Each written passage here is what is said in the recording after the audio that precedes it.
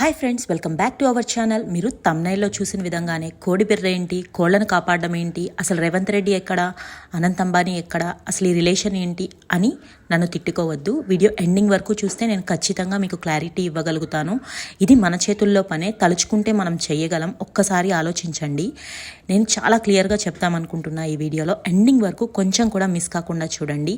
అసలు వంతారా ఏంటి, అనంత్ అంబానీ ఏం చేశాడు, ఇప్పుడు ప్రజెంట్ తెలంగాణలో ఏం జరుగుతుంది, ఆయన ఏం చేయగలడు అనే విషయాన్ని నేను ఈ వీడియోలో మీకు క్లారిటీ ఇద్దామనుకుంటున్నాను. భారతదేశంలోనే అత్యంత ధనికుడైనటువంటి రిలయన్స్ ఇండస్ట్రీస్ అధినేత ముఖేష్ అంబానీ తెలియని వారు ఉండరు. అంబానీ తన యొక్క గొప్ప మనసును చాటుకున్నాడనే చెప్పుకోవాలి.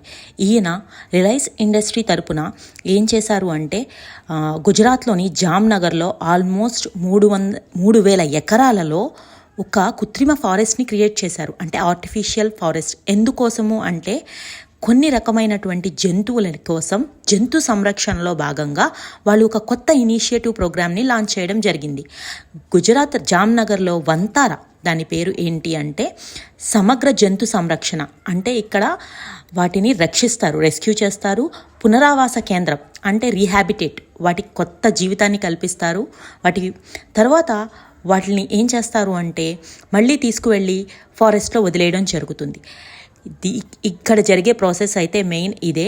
కానీ ఇక్కడ ఉన్నటువంటి ఫీచర్స్ నిజంగా MRI scan, CT scan, orthopaedics department అన్నీ కూడా జంతువులకి ఉన్నాయి.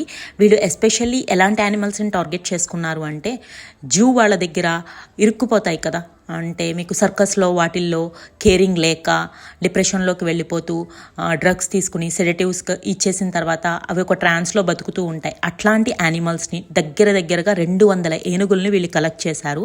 అవే కాకుండా ఏవైతే జాతులు అంతరించిపోతున్నాయో అంతరించిపోవడానికి దగ్గరగా ఉన్న యానిమల్స్కి కూడా వీళ్ళు ఇక్కడ రెస్క్యూ చేసి రీహాబిటైజేషన్ కల్పిస్తారు. అదే దీని యొక్క ముఖ్య ఉద్దేశం. నిజంగా ఒక 5 స్టార్ లెవెల్లో ఒక స్టార్ కేరింగ్ ఉంటుంది అక్కడ జంతువులకి. అదృష్టమనే చెప్పాలి. ఇది ఎందుకు స్టార్ట్ చేశారు అంటే వాళ్ళ యొక్క కొడుకు అనంత్ అంబానీకి చిన్నప్పటి నుంచి జంతు ప్రేమికుడు అంట.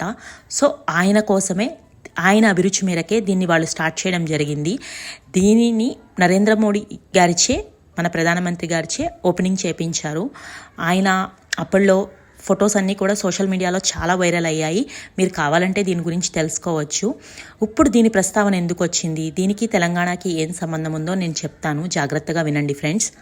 జామ్నగర్లో రిలయన్స్ రిఫైనరీ కాంప్లెక్స్లో సుమారు 3,000 ఎకరాల విస్తీర్ణంలో దీన్ని ఏర్పాటు చేయడం జరిగింది. గాయపడిన జంతువుల్ని కాపాడడం, చికిత్స చేయడం సహా వాటి సహజ సంరక్షణ, పునరావాసం ఏర్పాటు చేయడమే దీని యొక్క ప్రధాన ఉద్దేశం. ఈ ఆలోచన వెనక ముఖేష్ అంబానీ చిన్న కొడుకు అనంత్ అంబానీ ఉన్నాడు. మొన్నీ మధ్య ఆయన వివాహం జరగడం రాధికా మర్చెంట్స్తో అందరికీ తెలిసిందే. ఆ వివాహ సంబరాలు అంబరాన్ని అంటాయి. ఇది ఆయన ఫ్యాషన్ ప్రాజెక్ట్ అని చెప్పారు. రిలయన్స్ ఇండస్ట్రీ బోర్డు సహా రిలయన్స్ ఫౌండేషన్ సహకారంతో ఇది సాకారమైందని ఆయన వివరించారు. వంతారా అనేది ఒక కృత్రిమ అడవి. దీంట్లో జంతువులు నివసించేందుకు వీలుగా సహజ రీతిలో ఉండేలాగా వసతి ఏర్పాట్లు చేశారు. ఈ అడవిలో 25,000 చదరపు అడుగుల విస్తీర్ణం కల ఏనుగుల కోసం ఒక ప్రత్యేక ఆసుపత్రి ఉండడం విశేషం. ప్రపంచంలో ఇది అతిపెద్దది. పోర్టబుల్ ఎక్స్రే యంత్రాలు, శస్త్రచికిత్స కోసం లేజర్ యంత్రాలు, అడ్వాన్స్డ్ ఎక్విప్మెంట్స్ అండ్ ఫెసిలిటీస్ చాలా ఉన్నాయి ఈ హాస్పిటల్స్లో. నిజంగా చాలా అదృష్టం అనే చెప్పాలి.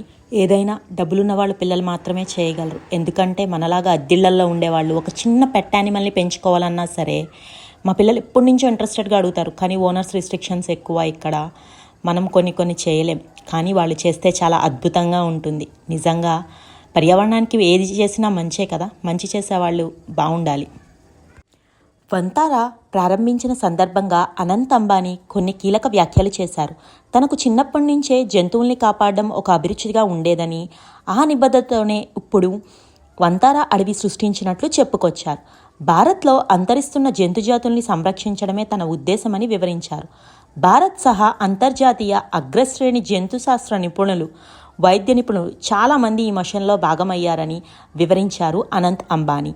తన వైఫ్ అయినటువంటి రాధికా మర్చెంట్స్కి ఈ ప్రోగ్రాం చాలా ఇష్టమని చెప్పి తను కూడా టైం దొరికినప్పుడల్లా ఇక్కడికి వచ్చి టైం స్పెండ్ చేస్తూ ఉంటారని చెప్పి సెలవిచ్చారు. రాధాకృష్ణ ఎలిఫెంట్ వెల్ఫేర్ ట్రస్ట్ ద్వారా భారతదేశం అంతటా దాదాపు 200 పైగా ఏనుగుల్ని కాపాడినట్లు అనంత్ అంబానీ చెప్పారు. ఏనుగుల్ని కాపాడేందుకు ఉన్నట్లే చెప్పారు.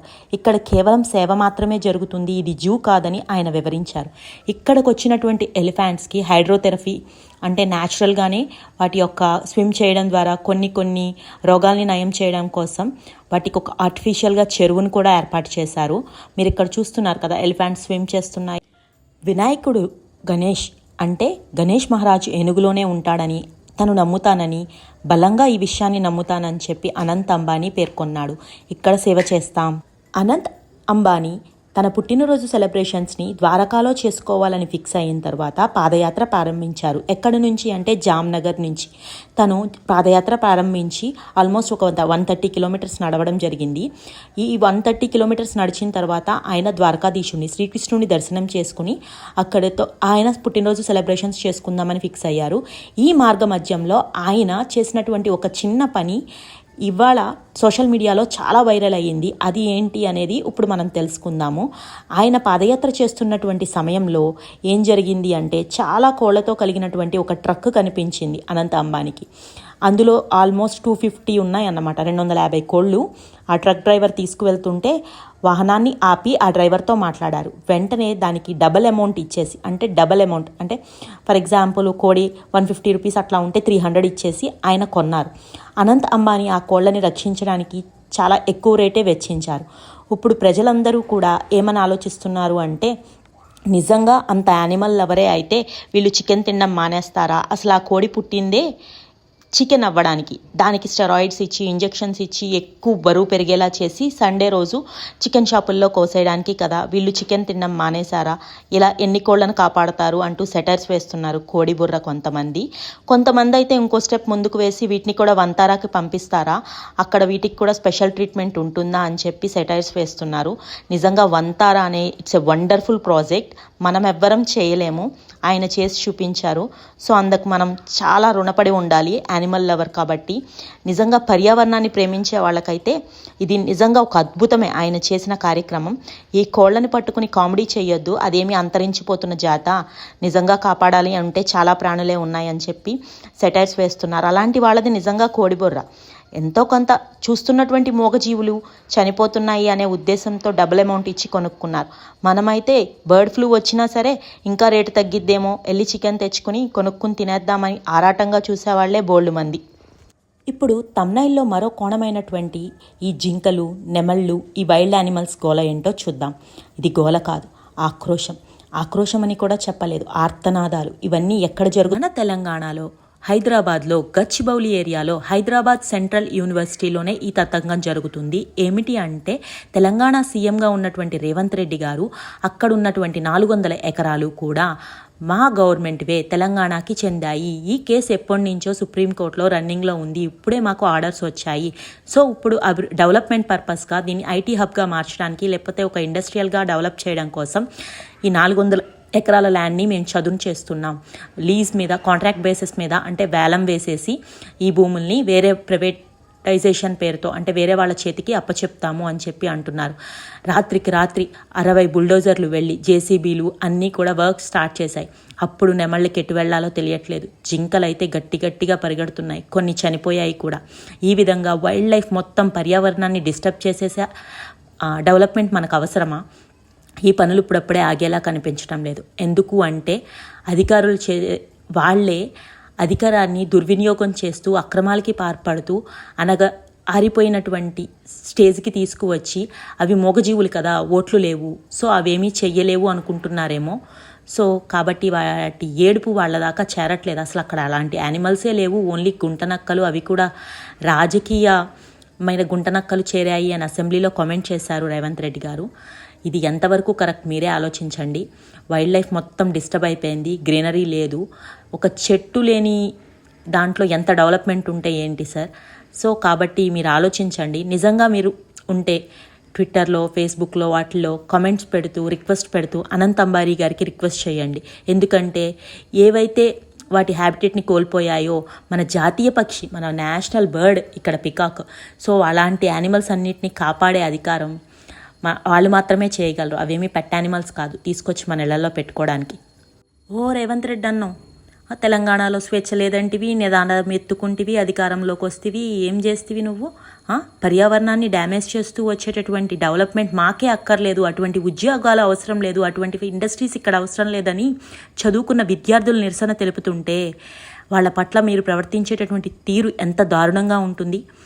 మాకు తెలిసి ఈ పనులు ఇప్పుడప్పుడే ఏమీ ఆగేలా లేవు. ఈలోపు సగం యానిమల్స్ చనిపోయే స్టేజ్ ఉంది అక్కడ. కావాలంటే వాటిని చంపేసి రేత్రికి ఏదో జరిగిందని కూడా క్రియేట్ చేస్తారు. ఎందుకంటే మీకు ఆ 400 ఎకరాలు కావాలి, అది మీదే అని మీరు ఫిక్స్ అయిపోయారు. కాబట్టి మేమేమీ చేయలేం. అధికారం ఎక్కించాం కదా, అనుభవిస్తున్నాం, నిజంగా అనుభవిస్తున్నాం. ఇది మాకు జరగాల్సిందే. ఎవరైనా ఉంటే రిక్వెస్ట్, అనంత్ అంబానీ గారి దాకా వెళ్ళి అవి వంతారాకి చేరే ఏర్పాట్లు ఏమైనా ఉంటే చూడండి ప్లీజ్, దయచేసి. ఇదొక వే అన్నమాట. మనం చేయలేము. ధనవంతులుగా పుట్టినటువంటి ఆ పిల్లలకి కలిగినటువంటి జాలి, దయ ఏ కోసానైనా వర్కౌట్ అయితే వాళ్ళు ఈ పనులు చేయగలరు. వాళ్ళు తలుచుకుంటే జరగనిదేదీ లేదు ఇండియాలో.